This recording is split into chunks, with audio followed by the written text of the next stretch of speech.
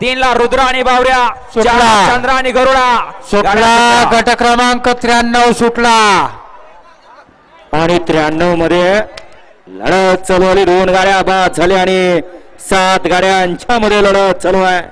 अतिशय सुंदर असं महाराष्ट्रातलं एकमेव शिस्तीचं मैदान म्हणून ज्या मैदानाची ख्याती असे पुसेगावकरांचं हिंद केसरीचं मैदान. आणि या हिंद केसरी मैदानामध्ये सुंदर अशा लढती आपल्याला प्रत्येक गटात पाहायला मिळत आहे.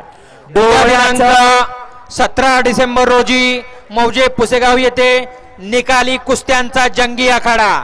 लक्षात घ्या, ज्या पुसेगावनं लाल मातीतले पैलवान जपले त्या पुसेगावकरांच्या मानाच्या शिरपेचात एक उद्या तुरा खोवला जाणार आणि उत्तम मल्ल हर्षवर्धन सदगीर विरुद्ध दिनेश गुलिया ही कुस्ती खेळली जाणार आहे.